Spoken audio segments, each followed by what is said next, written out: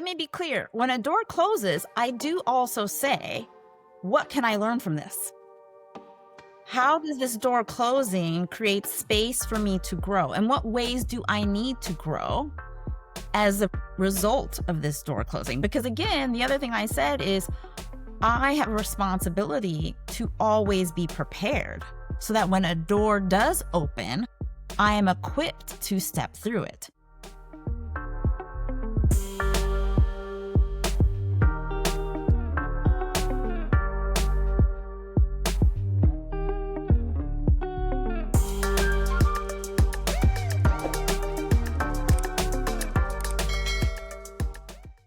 Welcome to the Career Safari podcast, where we celebrate the bold, the messy, and powerful journeys of women carving their unique career paths. I'm your host and founder of Career Safari, Wamita, and in each episode, I sit down with a woman somewhere in the world who's chosen to embrace all the twists, the pivots, and possibilities of their career journey. I do this because now, more than ever, it's important to recognize and document that there are women everywhere still carrying the torch for us. And this season 3 of the podcast, we're diving deep into career risk and everything surrounding our torchbearers' most defining and memorable career risk moments. And today I'm so excited. We have a woman whose career has been built on watching closely, studying how we live, how we behave, how we make sense of the world around us. She's a social anthropologist and market research maven, always analyzing the cultural nuances that shape our society. Her path has taken her inside some of the most recognized global brands, and now she's the founder of her own market research firm, ADM Insights and Strategies.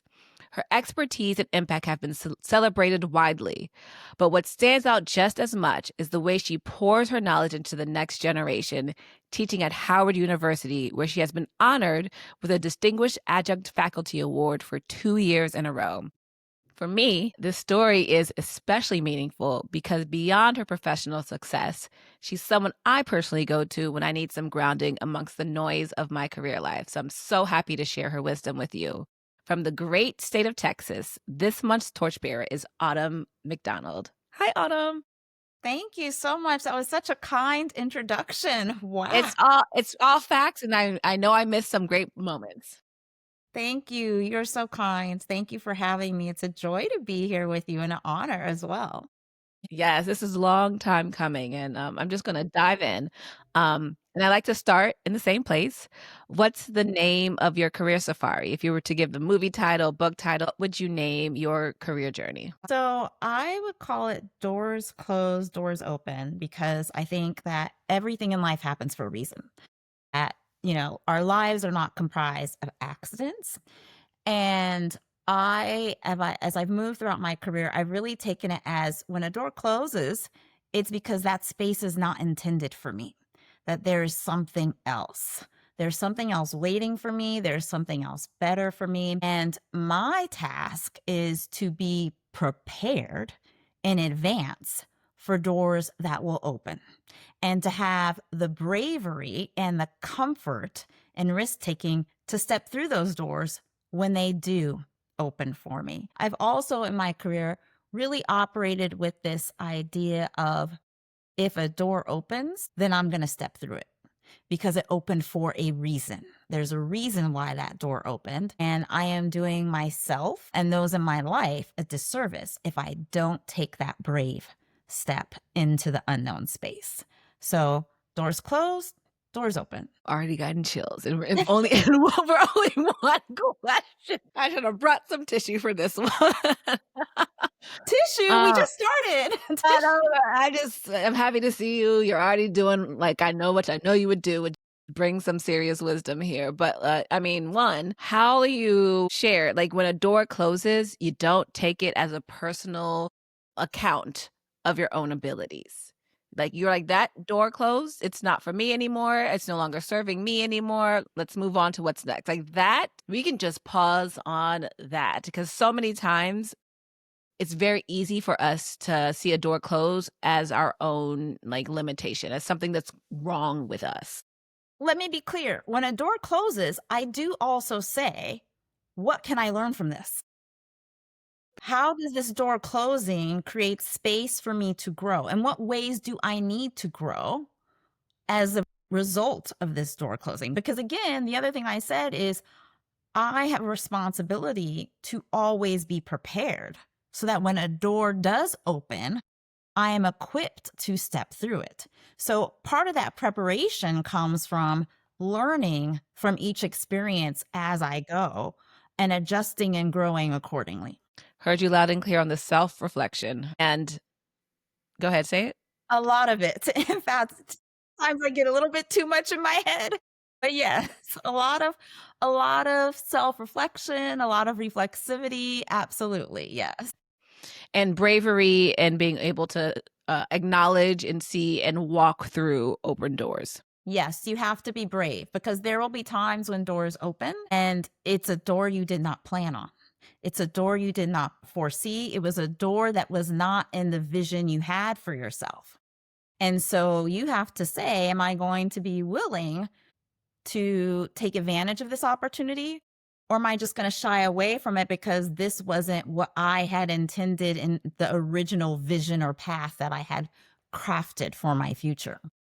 Well, now let's take everyone back, like how to graduation day. And I believe you graduated from the University of Texas, Austin, right? Like undergrad. Undergrad. Yeah. So, like, what was on your mind? Like, what were you thinking about? Like, what did those first few years of your career look like? Graduation day, I was thinking about eating. You don't get, you're like, where is I knew lunch? exactly where I wanted to go eat and where I wanted my parents to pay to take me. That's what I was thinking about on graduation day. But in terms of career, I was very fortunate that I had a job offer already.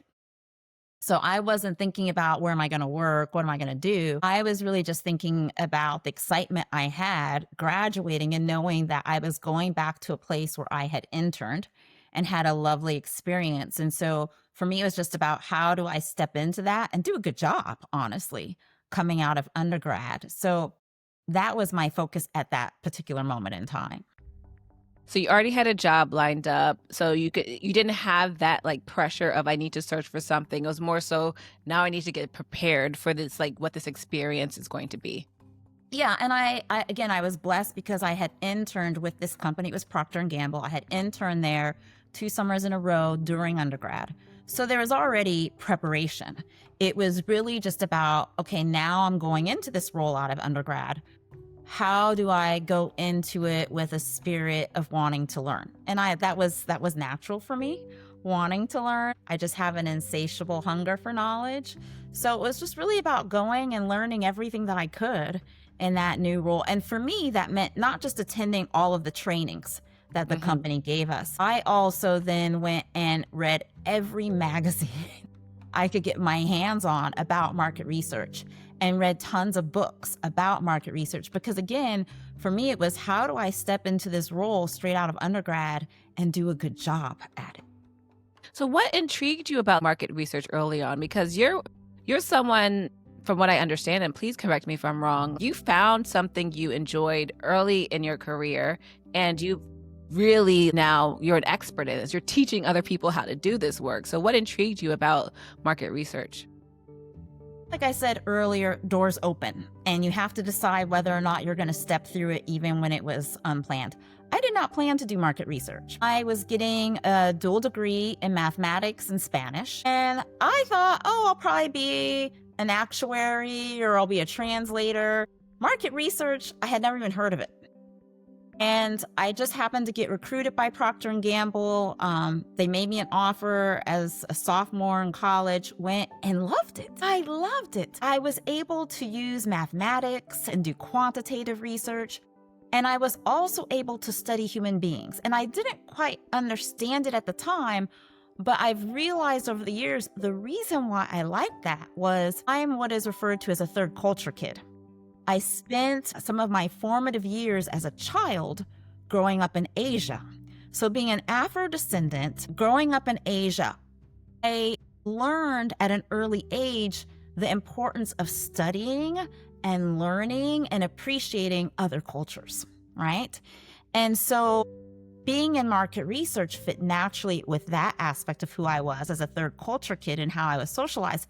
but it also let me tap into this math degree I had just earned. So it was just a natural love. And I was very fortunate that my first job out of college, I landed up at a company that was really great.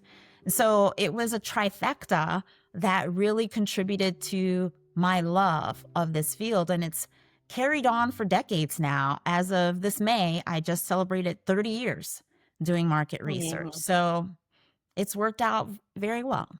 So what still intrigues you about market research? It's like all these years later. Yeah, I still love it. And I think part of why I love it is that humans and cultures are not static. They're always changing, right? So there's always new questions to be asked, and even the same questions have new answers. I also think part of why I still love it is I've grown. So, I started as a pure market researcher, and now I'm a market researcher, but I'm also a sociocultural anthropologist.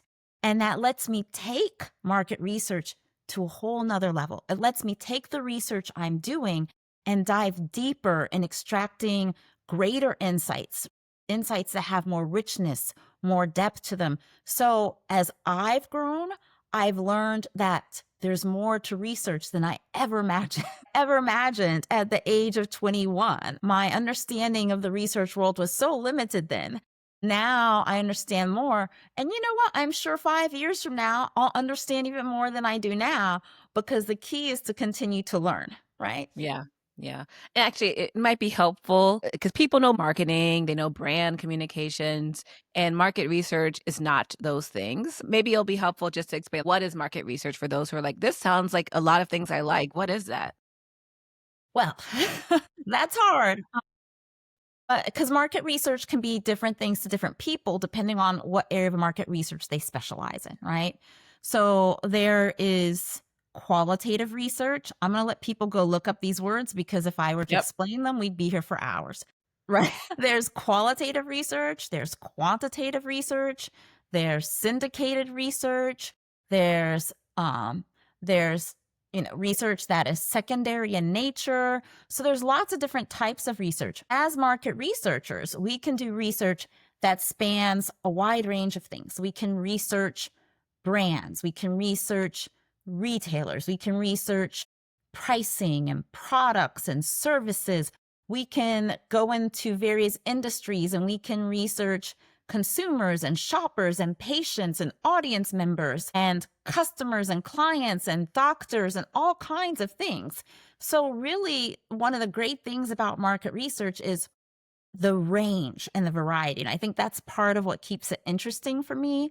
I've been able to do research on 6 continents. I've led research initiatives on 6 continents and across so many different constituent groups. It's really been a blessing. And I've worked on over 80 brands over the course of my career. So market research is vast. It's quite vast. And in fact, I might dare say in some ways it's limitless. Actually, this leads me to I'm genuinely curious because you're now a mentor to so many students, so many professionals. Like you said, you've been in this space for 30 years. Goodness, you wouldn't know until you start talking. But do you feel like you had the support early on, like you're providing to other like students and professionals as well? Oh, that's such a great question. So I had support early on. Is it the kind of support that I'm providing? No. And here's what I mean by that. I had phenomenal support early on that taught me research methodologies, that taught me research functional mastery. I had great support early on that taught me how to navigate corporate spaces, right? The challenge with that is that when I look at that latter part of what I just said, that support early on in terms of how to navigate corporate spaces often came in the form of guidance that advised me and mandated that I check a certain part of myself at the door, that I code switch linguistically and behaviorally in order to adapt and shave off parts of who I am as an Afro descendant or parts of who I am as a woman. And so it is quite different than the coaching and guidance that I am trying to provide to the young people that are in my life now. because I actually encourage the young people in my life now not to code switch. I Mm, encourage them to try and show up authentically as who they are. And many of the people that I am mentoring are Afro descendant. They are different ethnicities, they come from different countries, but I absolutely do not encourage them with some of the same coaching I received. mm. Because while that coaching at that time may have been necessary when I started my career 30 years ago, it absolutely was not healthy for me emotionally and mentally in terms of who I am as a person and the place that I occupy in society and in this world. Can we dive a little bit deeper on this? You're the host. Okay. I'm asking permission to go in a little bit more. Um, because I know this resonates. I mean, it personally resonates, but I know, given the audience of this podcast, this is something that a lot of people, their ears are perking up at this. Let's take it on the lighter side. What is some advice you wish you threw away? Like someone told you, I wish I didn't listen to that. Wow. Advice I wish I threw away. That is so hard, Mite. Okay. Okay. And here's why it's hard. Because as I mentioned, there was some advice that I got 20, 30 years ago that, yes, it was absolutely harmful to who I was intellectually, emotionally, mentally. And yet it helped me succeed in that environment at that time, right? Because I Okay. oftentimes was the only person of color, or oftentimes was the only Afro descendant, or the only woman, or the only person that embodied those different things coming together. So now, would I throw that advice away at this point? Absolutely. And I have. Absolutely. I have shedded that advice 100%. But at that time, 30, 25, 20 years ago, it served me while simultaneously harming me. Gotcha. Gotcha. So, like you're saying, you are a person that spent a large portion of your career in what I would call like the real deal corporate America at different Fortune 500 companies. You've already mentioned Procter and Gamble as one, but there are others. There's lots of others. Yeah, and you were successful. You moved up the ranks. So for all intent and purposes, you were successful. What do you think made your experience a success, especially when so many other women, Black and Latina women especially, are struggling in those environments? Wow, this is an intense question. I'm sorry. No, it's good. We need to have these conversations. So Okay. you're asking me, why do I think I succeeded whereas others may have not? Yeah, and I'm sure you see other women and men as well, especially as a professor at Howard, that are getting into these environments and starting to struggle. So what do you think has been the difference? So I'm going to, of course, answer candidly, and bear with me because this is stream of consciousness. One, I think my work ethic. I do have a tremendous work ethic. And even now, I receive comments about that from my leadership at the university. So I have a very intense work ethic. I'm Sure. willing to put in extraordinarily long hours, and that has been to my advantage, although not always good for me. So that has contributed to my success. I would also say that I am able to put it on and off in terms of having executive presence, and that ability to have executive presence and to communicate in a certain way has been advantageous to me in navigating and entering certain rooms and being able to influence people in those rooms as needed. I would also say my ability to learn and absorb and act on what I am learning has been key. So I am quite good at hearing something and then deciding whether or not I'm going to move on it. And when I do move on it, that has been to my advantage. I know that that can be harder for some people. The other thing is, my parents ensuring that I did grow up with a global mindset has been extremely advantageous to me in the working world and has enabled me to work across geographies in a way that perhaps some others have not. Being able to function in more than one language has Yeah. been advantageous to me in my career. I would also say, and this is where it gets a little bit more sticky and perhaps more uncomfortable to discuss. And that is right or wrong. We live in a society where people make judgments about you that aren't tied to the content of who you are. And I recognize that I have benefited in certain situations because of the external shell that I occupy. Mm. And that for others has not, they've not had the same advantage. And so what do I mean by that? I recognize that there have been times that people have looked upon me in a certain light or favored me because they might deem me to be on their scale attractive, right? And I recognize that. I also recognize that we live in a world where colorism and featureism are real. And I know that my features and my skin tone have made me more palatable to certain audiences than some of my other Afro-descendant brothers and sisters. And so I am very much aware of the role that discrimination tied to external factors has played in my career. I'm very much aware of that. Not that I feel good about it, but I am aware of that and I acknowledge that. Now, to be clear, that's not to say that I'm not smart, but I do know that those things have played a role, and I Yeah. recognize that that is unfair. Yep. Yep. Oof. I could say a lot there. But I think you said it best. So then, given what you've just shared, what is like the one piece of guidance that you would give to women? They're like, I want to move up. Like, what is like a key piece of guidance you'll give them, given all of those like realities and the dynamics that you just mentioned? My advice to women who want to do market research on, as I mentioned previously, have an insatiable hunger for knowledge because one, you're a researcher. So if you don't have an insatiable hunger for knowledge, research might not be the best fit for you.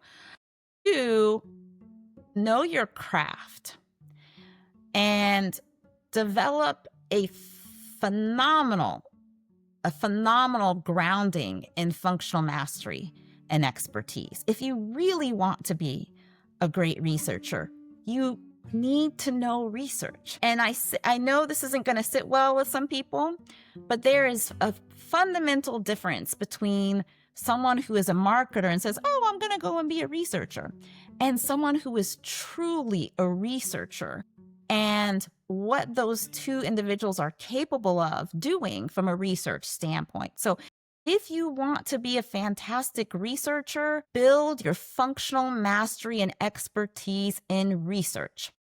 My other piece of advice is if you're going to be a market researcher, double down on a specific area of expertise tied to market research, whether that is analytics, whether that is psychology, whether that is anthropology, but double down, go deep, and build your mastery in that area and invest in the ongoing education that goes along with that. The other piece of advice I would give if you're going to be a market researcher in today's day and age is figure out what about you makes you competitive. Know what makes you competitive, because researchers, there's lots of researchers out there. What makes you special as a researcher? What unique value do you add as a researcher? What lens and perspective that you bring that is distinct from what others can offer? I think there's some pieces of advice for people who are not researchers as well. So thank you. So here you are with this career that keeps on moving you through multiple different Fortune 500 companies. You're advancing, you manage teams, you have budgets, you're doing all this incredible research across continents for these global brands and products. So what made you go out on your own? I'm sure and I'm confident if you want to continue going, you could have. But what made you start your own company? I was incredibly unhappy, and that's what made me decide to focus on my company. So first, I started the company years prior during a layoff I had been working at one particular company. They had had multiple rounds of layoffs. And on the third round, my job was impacted. And so I said, okay, door closed. What door will now open? Someone said to me, someone who was kind of acting as a mentor at that time said, hey, my company needs some research. We'd love to work with you. And so door open. I decided one day, okay, I'll start my own research company and just have some fun with it. That was my thinking. I'll start this, have fun with it, and go back to corporate. And that's what I did. So I started the company, worked on it for a few months, went back to corporate, but kept the company open. Kept the company open doing non-compete work while I went back to another Fortune 500 leadership role. But I was miserable. I was absolutely miserable. I was a senior director leading an entire function worldwide, and I was truly unhappy. And finally decided, you know what? It's time for me to do the work I love, research, in a space that I love, in a way that I love, in a manner that is conducive to me and who I am, and in a way that does not require that I code switch every single day and navigate this exhaustion that goes with the code switching. And so I decided to focus. Well, one, I decided to go back to grad school, get another degree, and to focus 100% on the company. So that's what led to it. One, the door closed. And two, being unhappy and wanting happiness and feeling that I deserve happiness. And you do. And it also sounds like that you started to get a clear picture of how you wanted to conduct market research and how you wanted to meaningfully drive this work. And you probably couldn't have done it in that way in another corporate space. Am I hearing that as well? Known for a long time how I wanted to do research. But to your point, being able to do research that way was not necessarily feasible in corporate spaces for a variety of reasons. What do you think are the biggest career risks you've taken to date? I've taken a lot of career risks. I'm actually quite comfortable taking risks. So I'll just share with you some of the risks. As I mentioned, P&G, Procter & Gamble, was the first company where I worked coming out of school. And I decided after about 9.5 years to leave Procter, although I was doing really well there. I loved Procter. I loved the work there, but I hated Cincinnati, where P&G is headquartered. So I gave my notice and prepared to leave and resign without having a job lined up. My parents did lose their mind because I didn't have a job. But I felt in my spirit it was what I needed to do because, again, I wasn't happy living in Cincinnati.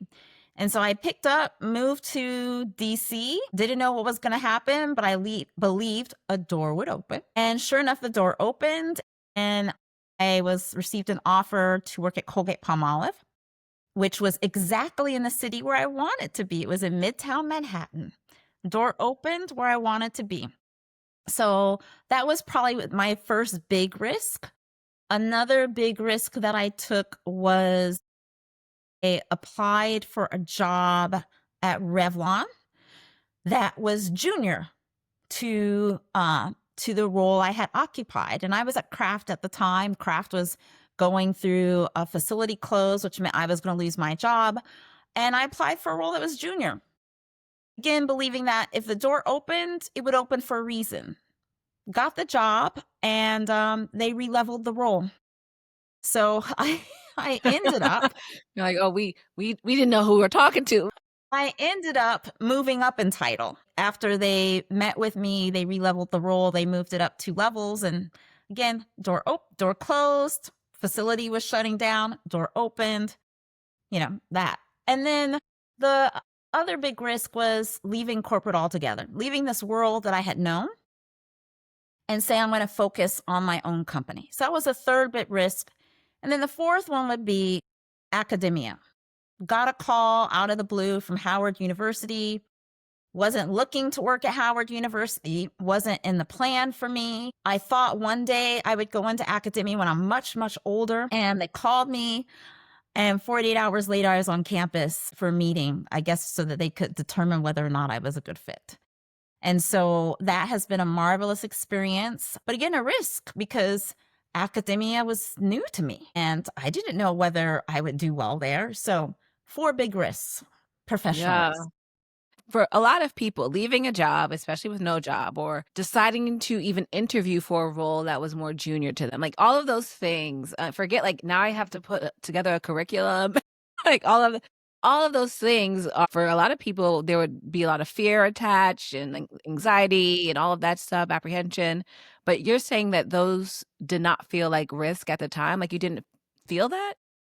I wasn't scared.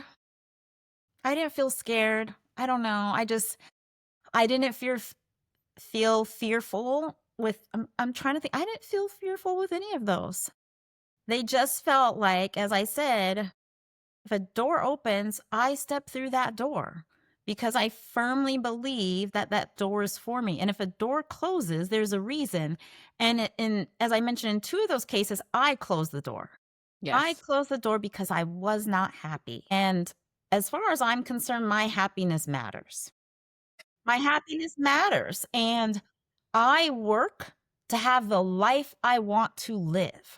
I do not live to work. And that there's an important distinction there. Oof.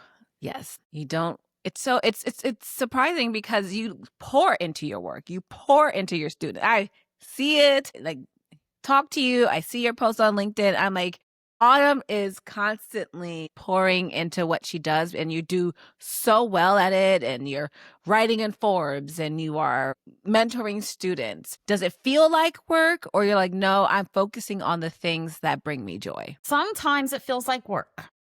Sometimes it does not. So, for example, the time I spend with students, it doesn't really feel like work. It's joy to me. It really, really is. The time I spend doing projects with clients where I'm out in the field conducting research and interviewing constituents, or the time when I get new data in on a client project and I just get to like put on my robe late at night and sit down with a stack of data and know that I am going to have 2 to 3 quiet hours, just me and the numbers.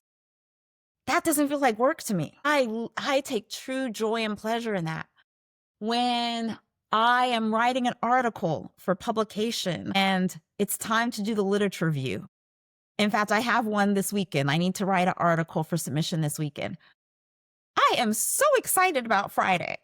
I am so excited that Friday is my day. I'm going to spend all day Friday diving into literature and studying. I get to spend a whole day studying. That doesn't feel like work. Now when I start writing and I'm close up against that deadline, now that feels like work because the deadline is coming up.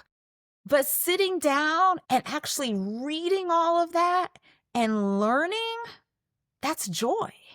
So I think, to me, what I've learned about myself in recent years, I truly value the acquisition and dissemination of knowledge. I value that. I cherish it.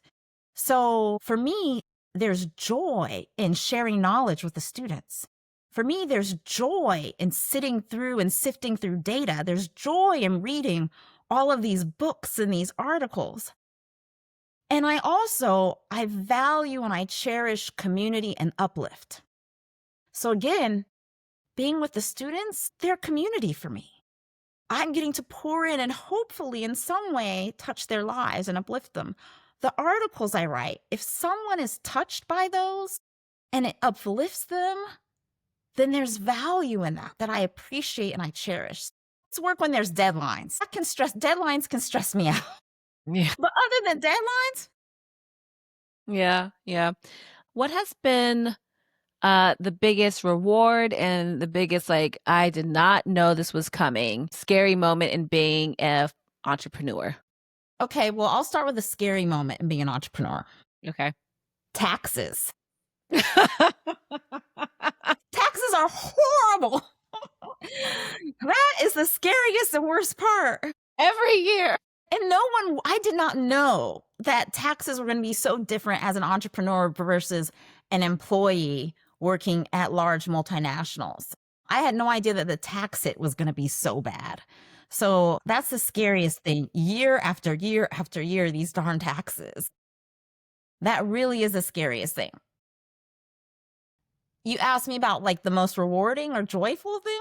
Yeah, rewarding. So I'm going to talk about it in two contexts because I kind of have two lives, right? I have a life in industry and I have a life in academia. In industry, the most rewarding is when I get to do truly deep and profound research and that it is appreciated and acted upon by the clients. We did a project that spanned 3 continents. No, actually, my bad, 4 continents, spanned 4 continents for an extremely large company. It was a Fortune 100. And when they acted upon that and they took the really rich learnings that we provide, and it was rich, we essentially ended up doing, executive business level presentation, 15 slides.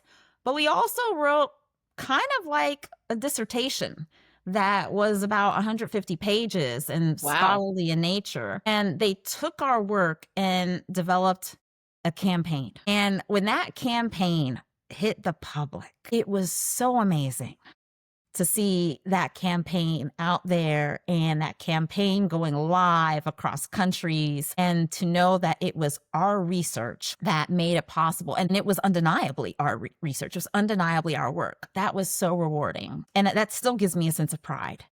And so, in an industry sense, that gives me a sense of pride and touches me. In an academic sense, seeing the students thrive and grow and step into their own brings me joy and pride. And that there's a small part of what I taught, a small part that they carry with them. I have to tell you, and I'm going to try to tell you this without getting emotional. This last commencement was really intense for me. Mm, I had quite a few students graduate, and geez, I'm getting emotional even trying to tell you about it. that's good. I cried for 10 days after commencement. I cried for 10 days. And it wasn't crying because, oh my God, I'm not going to see them anymore. Yeah, I mean, I'm sad about that, but I'm still in touch with them. I cried just because I was overcome with emotion about them stepping out into the world and all that that means. So yeah. And full transparency, I knew Autumn prior to working at Howard, and she came to DC. As she shared, she did not move to DC to work at Howard. She had something else in mind. And then I talked to her one day and she's like, I'm going to be a professor at Howard. I'm like, what? What is this? But now I mean, I'm taking a lot from this episode, things I did not know about you, but the curiosity and the openness to walk through doors that are being opened for me. Like that is something I'm taking away. Like I believe in abundance. I know God has a plan for my life, and I know there's things I'm not paying attention to. And so now I'm walking away with like a genuine curiosity. I'm like, okay, God, what am I not seeing that you're showing me? And I think about your Howard experience and the way this has opened you up, the way that you have poured into, I keep saying it, poured into these students, the way I see giving back. It's like this was always supposed to happen. It's so clearly divine. It's brightened up your life. It's so cool to witness. And the fact that it wasn't planned. You didn't fight for this. No. You were doing your thing. And then the door opened for you and you're like, let me give this a try. But oh my gosh, everything it has brought into your life, it's been so incredible to witness. I am not shocked that you have had this deep emotional experience after they have graduated. And I also as a friend that comes in and out, I'm like, whoa, how much of an impact you have made on them and this experience has made on you it's so beautiful to see. And it's definitely both ways, right? Because they've impacted me and I learn from them. I learn from them every single week, and learning from them is a joy. Yeah. Yeah. All right. We're coming towards the end and I have a few questions for you. I'm going to do something called this or that. Very easy. I'm going to give you 2 options. You pick the one that you agree with more and you can explain why if you want. This or that. This or that. Easy one. You wake up in the morning, coffee or tea? Neither. What is it? Water. Which shows up more in your daily life, curiosity or discipline? Discipline, but definitely both. But Okay. if I have to choose, discipline. Okay. Which defines leadership more for you? And I recognize there's so many other traits of leadership. Is it vision or execution?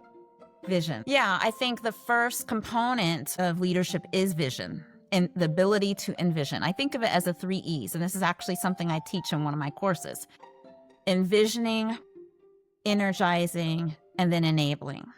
And so, a great leader has to be able to envision and then get other people excited or energized about that vision, and then enable or empower your constituents to then execute. So to me, it's the envisioning, because the leader doesn't have to be the one to execute. They have to excite other people and empower them to go execute. Say them one more time. Envisioning, energizing, and enabling. Enabling. Awesome. Which is more important to career growth? Who you know or what you know? I tried to think about this one too. I was like, ooh, this is so hard. It's hard. Who you know or what you know? Yeah. Here's what I'm going to say: what you know. And here's why. Because I think if you have cultural capital can give you access to social capital. And why I say that is you can have a ton of social capital and still be dumb. You can have a lot of social capital and be dumb and stupid. Totally. But I think if you have a lot of cultural capital, if you have a lot of knowledge, then that opens doors in terms of who you have access to. Yep. And people want you in the room. But this person has something, doing something, whatever that we need. So, yep. I fully get with you there. Which matters most for leadership? Confidence or humility? Can I answer this in a very specific context? Of course, yeah. I know your audience is women. Yes? I want to direct this answer specifically to a certain segment of women. And I say that because I think that the answer to this question varies depending on your identity as a woman. As I say this, I hope that Afro-descendant women are listening. We're here. My answer is confidence. And here's why I say that. The world is going to try to strip you of your confidence, because as Afro-descendant women, your confidence will make other people uncomfortable. And it's important that you get comfortable with their discomfort. I'm going to say that one more time.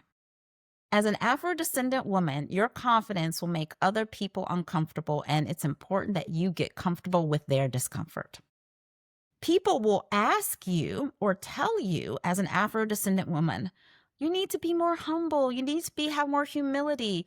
And that's because your pride, your strength, your knowing scares them. So my feeling is you need to have enough internal humility inside of you to recognize continual opportunities to grow and learn, because you will never know everything, right? But what you don't need to do is exude humility and humbleness to make other people comfortable. I could tell what's going on in my head. It's a bunch of curse words. Ain't that the truth? Woo! I hope you don't mind me going there. Retweet, re-X, LinkedIn post. Yes. The last one. Probably the most complex of them all. What's better, Texas barbecue or Louisiana gumbo? Okay. And I say this because she can make a mean gumbo. And actually, I'm making gumbo next Saturday. In fact, damn. I just had some of the ingredients delivered today. Restate the question. What's better, Texas barbecue or Louisiana gumbo? Okay, so let me be clear. Okay. You said Texas barbecue and Louisiana gumbo, but gumbo is both Texas and Louisiana. I knew you were going to go there. I mean, my mom's people came from Northeast Texas, so we're all a blended family. If I gotta choose, I'm gonna choose gumbo every time. Okay. But it's gotta be someone who knows how to make it. Because there's nothing worse than someone who makes a gumbo and it's not good. You get your hopes up, your palate's ready, and then the gumbo just doesn't deliver. The smells are coming into your like, oh, this is gonna be good. And then And it's it's like some not. mushy, watery, like, what did we just experience? No, but there's nothing like a great gumbo. In fact, you mentioned God earlier. To me, gumbo is like manna from heaven. And there will be 2 pots of gumbo in my house next Saturday, one with okra, one without, because, you got to make everyone happy. But there will be 2 pots of gumbo on the stove next Saturday. She'll make everyone happy. Let me tell you, she makes a mean gumbo. I do. Maybe next time I'm not going to be so careful. I'm just going to bring the Tupperware. I'm like, I got to take a little bowl to go home. I might just be like, Autumn, I have to do. I will relinquish my full bowl right now just to take it home for later. I will send you some pictures from next weekend. Please do. So we're getting ready to close, and I have a couple of closing questions. Name a truth you've learned along the way. Truth. Community is of the utmost importance. You need your people. You need your people, for sure. Complete this sentence as it relates to your career life. I wish someone would have told me X. YZ. I wish someone had told me at the start of my career to be more careful about which bridges I build and which bridges I burn. Oof. And that is our torchbearer of this month, Autumn McDonald. Autumn, how can people get in touch with you? So I prefer to be contacted via LinkedIn. And on LinkedIn, I am listed as Autumn D. McDonald on LinkedIn. Awesome. And for more information on Career Safari and all of the things we're doing to help women stay more connected and empowered in our careers, visit us at www.thecareersafari.com. Join our Torchbearer community, follow us on social media, watch us on YouTube. And until then, continue to pass the torch. Thanks, everyone.